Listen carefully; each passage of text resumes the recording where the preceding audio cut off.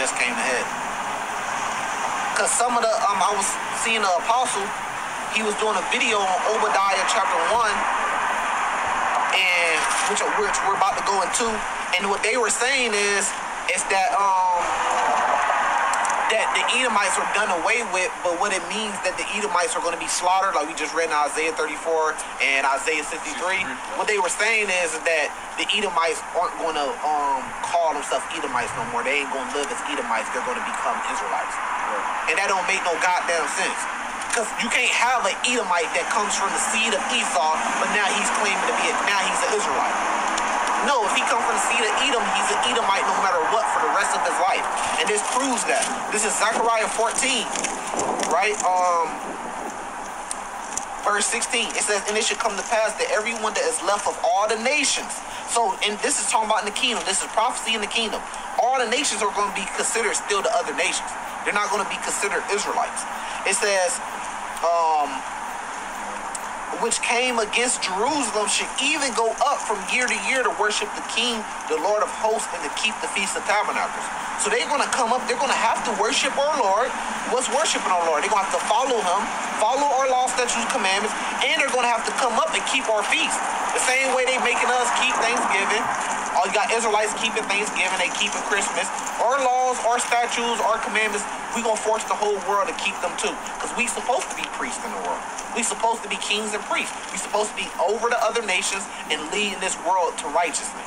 That's why it says that people rejoice when the righteous are in rulership. And we're going to be back in rulership, right?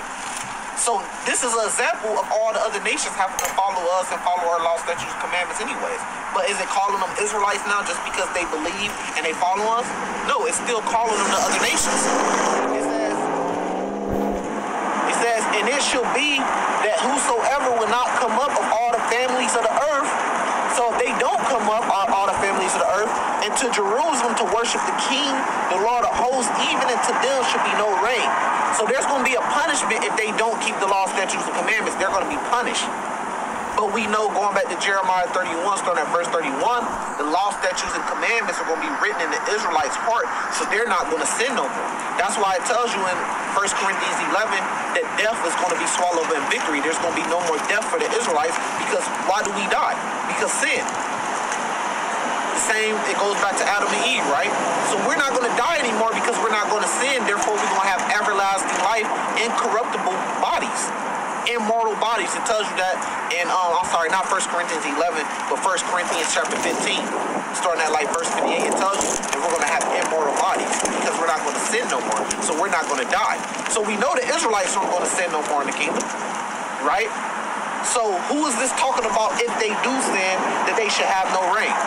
It's talking about the other nations. The other nations are still going to be considered other nations in the kingdom. Even though they believe and even though they're following after the Israelites or law, statutes, commandments, they're still going to be considered other nations. So that killed the whole doctrine that any nation could be saved if they just believe. It kills that whole doctrine. Because now we have to ask ourselves, so then what is it really about? No, it's that you have to believe, but you have to be an Israelite by blood. Like I say it again. Because the other nations, Zechariah 14, 15, 16, 17, proves that the other nations are going to be forced to keep our law, statutes, and commandments in the kingdom. And they're going to be forced to believe. But it don't mean that it's going to call them, that it's not saying that they're going to be considered Israelites. It's still calling them the other nations, the families of the earth. Very simple, you know? Very simple, you know? After Isaiah 60 and 11 is a good one too, to prove that they're going to still be the nations that they were born into. That is a good one. Yep. Isaiah 60 verse 11. Therefore thy gates shall be open continually, they shall not be shut day nor night, that men may bring unto thee the forces of the Gentiles. And I think right here when they use the words Gentiles right here, it's actually talking about not the people of Israel who didn't know that they were Israelites, but these actually talking about the other nations, and that their kings may be brought. Right. Yeah. So that just proves right there. That was the only one. Hold on. What's the next verse? Just type it. Yeah. So it shows you that they're going to be dealing with us. They're going to be working with us because they're going to be trading with us at the gates, bringing their glory to us. It proves that they're going to believe in order to do that. It proves that they're going to be in order. And it proves that, and then Zechariah 14 proves that they're going to have to keep our law, statutes, commandments, because they're going to have to worship our king, which is Yahweh Shai. And they're going to have to come up and keep the Feast of Tabernacles. You can't keep the Feast of Tabernacles if you're not following the law, statutes, and commandments.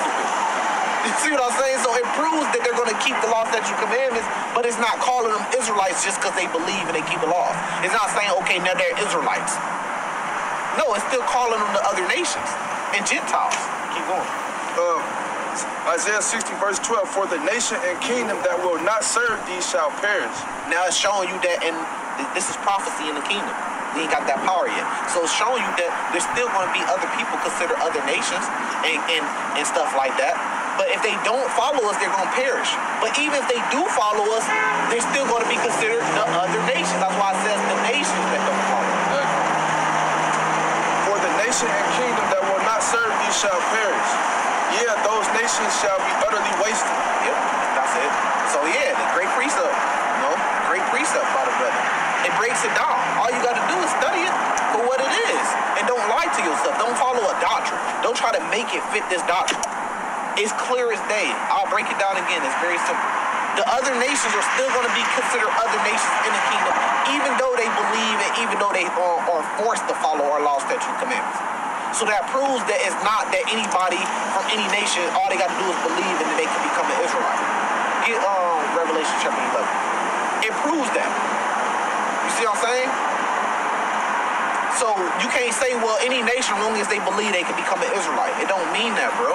It don't mean that. Because we just broke it down. It showed in the kingdom they're going to believe and they're going to follow, but they still going to be referred to as the other nations. They're not going to be referred to as Israelites now just because they believe. So what does that leave us with? Then who could actually be saved? Who is actually considered the Israelites then? Romans chapter 9. From the seed, yep.